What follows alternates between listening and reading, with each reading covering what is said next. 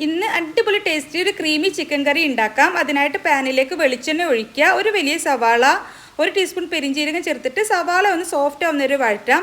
ഇതിലേക്ക് ഒരു 8 അണ്ടിപ്പരിപ്പ് കൂടി ചേർത്തിട്ട് മിക്സ് ആക്കിയതിന് ശേഷം നമുക്കിത് തണുക്കാനായിട്ട് മാറ്റി വെക്കാം.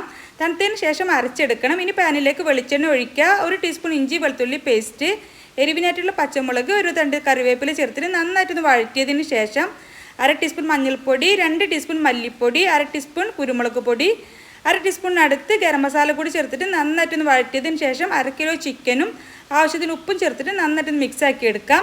ഇനി വഴറ്റി വെച്ചിട്ടുള്ള സവാളയും അണ്ടിപ്പരിപ്പും കൂടി ഒന്ന് അരച്ചെടുത്തതിന് ശേഷം ചിക്കനിലേക്ക് ഒഴിച്ചു കൊടുക്കാം. കൂടെ മിക്സി ജാറിലേക്ക് 1/2 കപ്പ് വെള്ളം കൂടി ചേർത്തിട്ട് അതുകൂടി ഒഴിച്ചിട്ട് നന്നായിട്ടും തിളപ്പിച്ചെടുക്കണം. ചിക്കൻ ഒരു 1/4 ഭാഗം വെന്ത് വന്നാൽ നമുക്കിതിലേക്ക് ഒരു ഉരുളക്കിഴങ്ങ് കട്ട് ചെയ്തത് കൂടി ചേർത്തിട്ട് വീണ്ടും അടച്ച് വെച്ച് വേവിക്കാം. 1-2 തവണ മൂടി തുറന്നിട്ടൊന്ന് മിക്സ് ആക്കി കൊടുക്കാൻ വേണ്ടിയിട്ട് മറക്കരുത്. ചിക്കൻ നന്നായിട്ട് വെന്ത് വന്നാൽ ഇതിലേക്ക് നല്ല കട്ടിയുള്ള തേങ്ങാപ്പാൽ 1 കപ്പാണ് ചേർത്തിട്ടുള്ളത്. തേങ്ങാപ്പാൽ ചേർത്താൽ പിന്നെ നന്നായിട്ടൊന്ന് ചൂടായിട്ട് വന്നാൽ 1/4 ടീസ്പൂൺ ഗരം മസാല കൂടി ചേർത്തിട്ട് വീണ്ടും ഒന്ന് മിക്സ് ആക്കി കൊടുത്തതിന് ശേഷം ഇതിലേക്ക് കുറച്ച് വെളിച്ചെണ്ണയിൽ 2-3 ചെറിയുള്ളി മൂപ്പിച്ചെടുക്കാം. കുറച്ച് കറിവേപ്പിലയും 1/2 ടീസ്പൂൺ നെയ്യ് കൂടി ചേർത്തിട്ട് നന്നായിട്ടൊന്ന് മൂപ്പിച്ചതിന് ശേഷം നമുക്ക് കറിയിലേക്ക് ഒഴിച്ചു കൊടുക്കാം. ഇതിലേക്ക് കുറച്ച് മല്ലിയില കട്ട് ചെയ്തത് കൂടി ചേർത്തിട്ട് ഒരു 5 മിനിറ്റെങ്കിലും അടച്ചു വെച്ചതിന് ശേഷം വേണം സെർവ് ചെയ്യാനും.